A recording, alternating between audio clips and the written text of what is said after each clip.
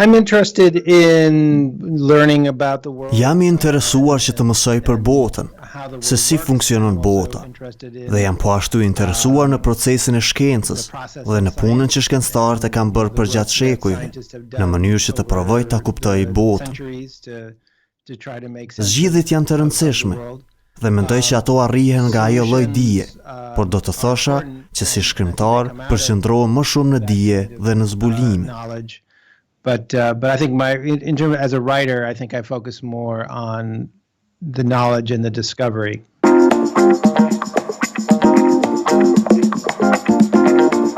This is just a general truth about science that if you're studying. Kjo është vetëm një e vërtetë e përgjithshme për shkencën. Nëse studioni një sistem të ndërlikuar që përbëhet nga shumë pjesë, ju mund të gjeni ca të dhënat e atij sistemi duke nxjerrë një pjesë nga aty. Dhe kjo është diçka që ndodh për shembull në gjenetik. Një shkencëtar që do që të di se si rritet bakteri, nëse heq këtë gjen të caktuar, e bën atë dhe e sheh se çfarë ndodh. Mirë po, neuroshkencëtarët nuk e heqin një pjesë nga truri. Këto janë më shumë eksperimente natyrale, që shkaktohen nga ndonjë lëndim në tru, nga ndonjë sëmundje e kështu me radhë. Por, neuroshkencëtarët mund të përfitojnë nga kjo, sepse pjesët e trurit janë të lidhura, por janë edhe deri diku të pavarura. Ju mund ta humbni korteksin tuaj vizual dhe të mbeteni gjallë, dhe ju ende mund të dëgjoni gjëra, por nuk mund të shihni më, sepse korteksi vizual është esencial për shikimin, por jo edhe për dëgjimin apo homeostazën. Somewhat independent.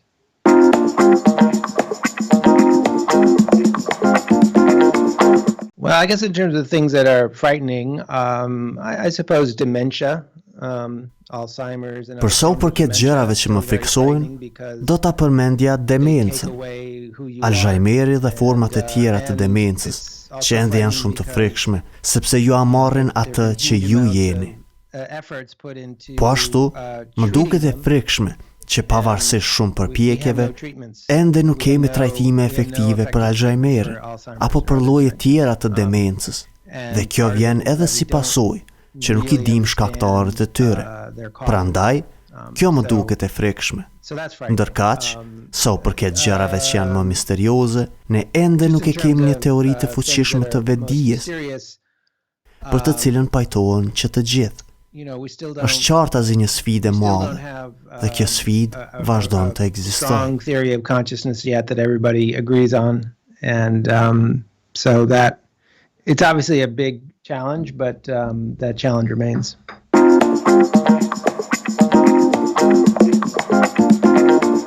There are some things, there are some patterns that are true for lots of complex systems. Mendoj që ka gjëra dhe formula që janë të vërteta për shumë sisteme komplekse. Andaj, ato sisteme komplekse mund të jenë neuronet në tru, mund të jenë milingonat në një koloni, apo mund të jenë njerëz në një shtet, apo në një shoqëri. Prandaj, njëra prej gjërave që mund ta vëreni është që edhe nëse individualisht veprojmë vetëm në nivel lokal, si pasojë e kësaj mund të vinë ndryshime të shkallës së lartë në rrjetin tonë medial. Prandaj, ju e dini se nevojitet shumë për të mësuar se si procesohet informacioni në tru, nga miliona neurone, të cilat nuk mund të bëjnë asgjë vetëm vetë. Por, është e rëndësishme që të mos vemi shumë larg me këtë analogji, sepse si individ jemi shumë autonom se sa vetë truri. It's important not to push the analogy too far because, each of us, we are much more autonomous than a brain cell.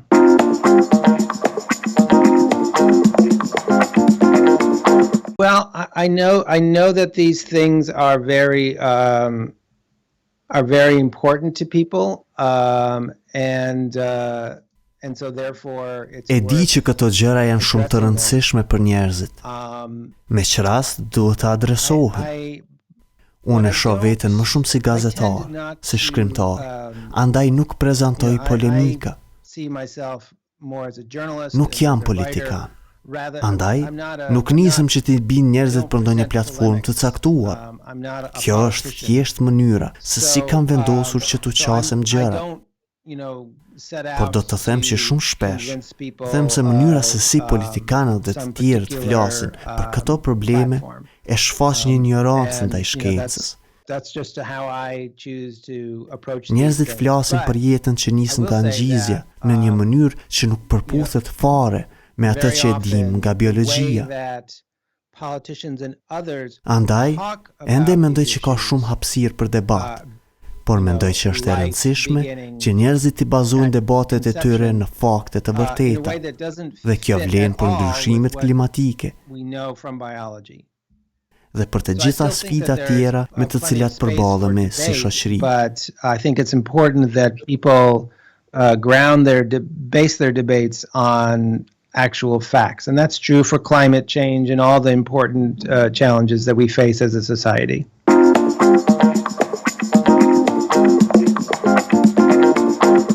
Well, I think that on the one hand, I think politicians should actually make the effort to learn some science. Mendoj që në njërën anë, politikanët duhet në fakt të përpiqen që të mësojnë ca shkencë. Shumica e politikanëve nuk kanë trajnime shkencore, dhe disa prej tyre madje edhe krekosen për këtë. Fryhen për këtë gjë. Mirë po në anën tjetër, mendoj që shkencëtarët nganjëherë i karakterizojnë një lloj pafajësie, sikur nganjëherë shkenca është tërësisht e ndarë nga politika. Por kjo nuk është e vërtetë. Konteksti politik dhe shoqëror mund të përcaktojë atë që vetë shkencëtarët vendosin ta studiojnë. Në një kuptim, ata mund t'i krijojnë pyetjet, përgjigjet e së cilave i ndjekin shkencëtarët. Dhe po ashtu, ajo çfarë zgjedh shoqëria është ajo që studiohet. Me fjalë të tjera, grantet. Grantet janë vendime politike. A do të japim më shumë para për hulumtimet në astronomi, apo për hulumtimet për kancer? Këto janë një zgjedhje politike. Nuk ka gjë të keqe këtu. Nuk ka asgjë përçmuese. Por nëse pretendoni që disi shkenca është e pafajshme dhe e pastër dhe në një farë mënyrë mbi politikën, atëherë kjo nuk është e vërtetë. Like that's a political choice. And there's nothing wrong with it. That's not pejorative, but if you pretend that somehow that science is innocent and pure and somehow above politics, that's not true.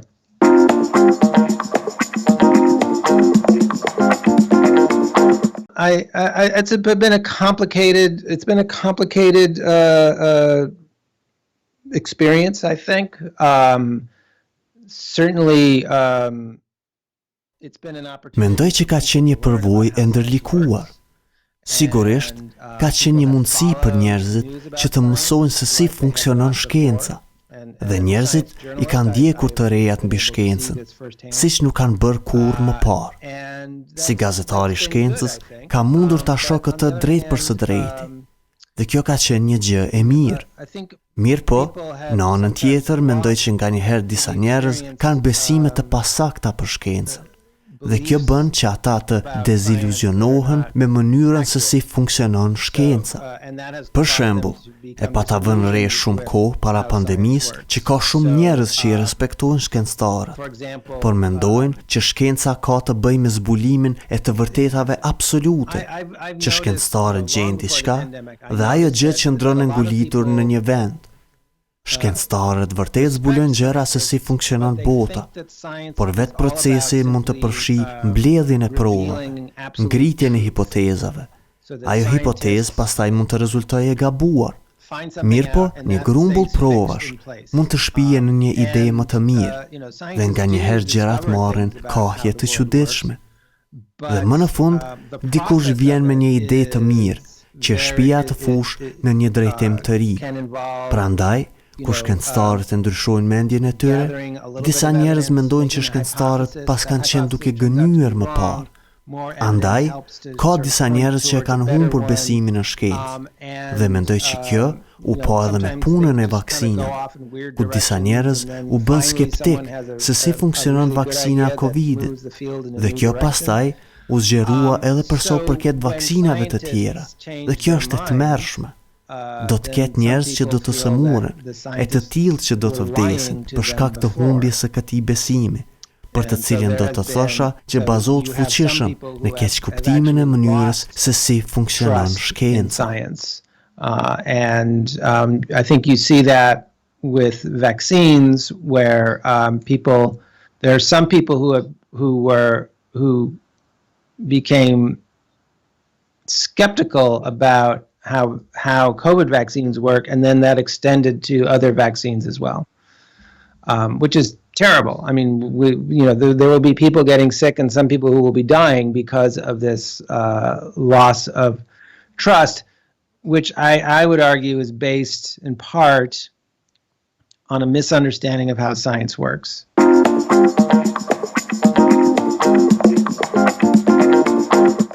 Well, I mean, it's true that that science was involved in creating those things you described. Of course, those cars are. Është e vërtetë që shkenca është përfshirë në krijimin e atyre gjërave që i përshkruat. Por sigurisht dhe gjithashtu, veturat janë më efikase në lirimin e karbonit në atmosferë dhe në krijimin e ndotjes së madhe. Dhe dim që ndotja e ajrit vret miliona njerëz në vit dhe shumica prej këtyre gjërave që sjellin ndotjen janë mundësuar nga shkenca. Andaj, nuk mendoj që duhet të pretendojmë që shkenca është mbi kritikën, mbi të kritikuarit, sepse ka gjëra që shkenca i bën, por që po ashtu mund të sjellin rezultate të këqija. Mendoj që shkencëtarët vet nuk duhet të përgjigjen këtyre konflikteve duke thënë, por jemi shkencëtar dhe jemi të përsosur dhe besoni çfarë do që themi. Nuk besoj se ndokur do ta priste mirë këtë. Respond to this kind of conflict by saying, but we're scientists and we're perfect and trust whatever we say. That I don't think anybody would respond well to that.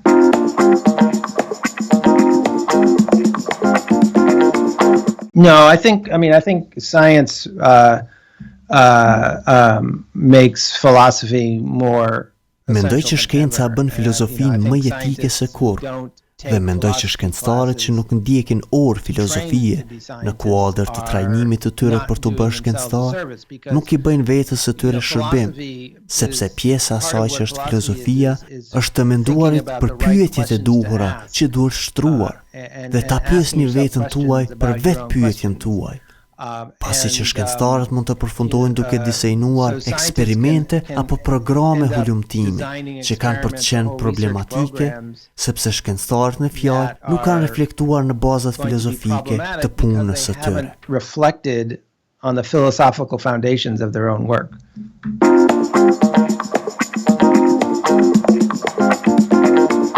I see them as connected. So people who I shoh si të lidhura. Njerëzit që e promovojnë pseudoshkencën, shumë prej tyre kanë diçka që duan t'ju ashesin, diçka që do t'ju tregojnë dhe do t'ju gënjejnë duke ju thënë që vaksinat shkaktojnë autizëm. Mund të dojnë t'ju ashesin disa pilula, për të cilat ata pohojnë se mund të trajtojnë autizmin e fëmijës suaj. Dhe natyrisht, se ato pilula nuk e kanë atë efekt. Ju mund të ashihni qartë këtë.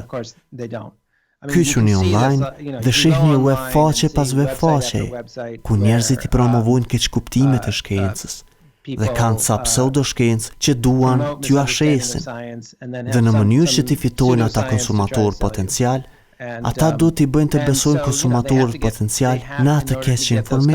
They have to get them to believe that misinformation.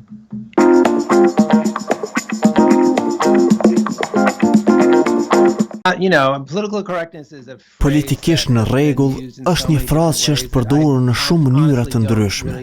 Dhe unë sinqerisht nuk e kam ndërmend të flas për këtë gjë në nivel abstrakt. Nëse dikush do që të flasim për ndonjë shembull të veçantë, për ndonjë situatë të veçantë, mund ta diskutoj atë rast, por nuk e shoh si diçka për të cilën mund të flas në një kuptim më të gjerë.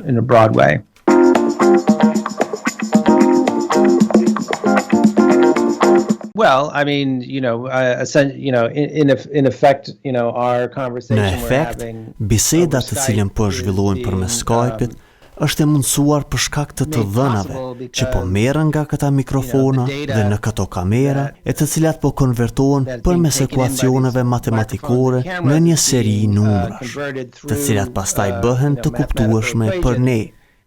Prandaj, kur mendoni për numrat si bazë të matematikës dhe matematika është zor të mendosh për diçka në botën moderne, krijimi së cilës nuk është varur nga matematika. It's hard to think of something in the modern world that did not depend on math for its creation.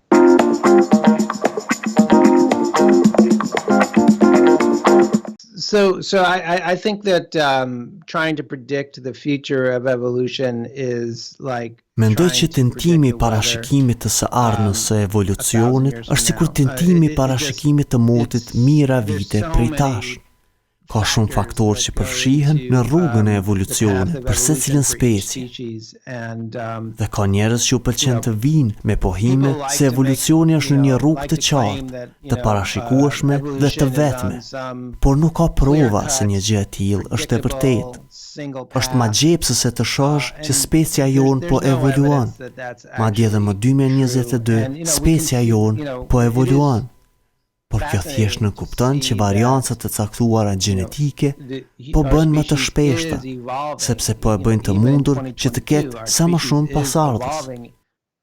Por ka arsye të shumta dhe të ndryshme që njerëzit mund të kenë më shumë fëmijë apo nipër e mbesa.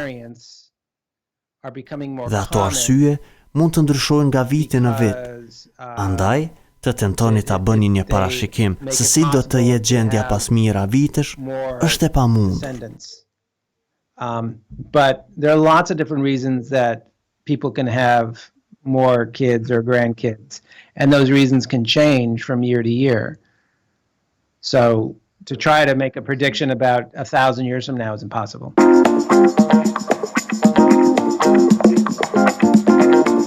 Yeah, I mean, I wrote that a few years ago. E pata shkruar artikullin, mendja e googluar, disa vite më parë. Dhe tashmë jemi plotësisht të integruar me kompjuter, saqë nuk ja vlen ta imagjinojmë veten tonë duke u ndarë nga ta në një mënyrë të thellë. Mendoj që ata kanë për të mbetur këtu. Prandaj, ajo që mendoj që duhet ta bëjmë është që të mësojmë për shprehim më të mira të përdorimit të tyre. Ta kuptojmë se si punojnë, dhe jo vetëm se si mund të punojnë, por edhe se si mund t'i afektojnë mendjet tona. Dhe mendoj që ne tashmë dimë shumë rreth kësaj, por se ka ende shumë gjëra që nuk i kuptojmë për ta. Që nga koha kur e kam shkruar këtë artikull, ka pasur shumë pohime për rrezikët që mund të vinë nga kompjuterët, dhe mendoj që shumica prej tyre nuk i kanë bërë ballë shqyrtimit në hollësi.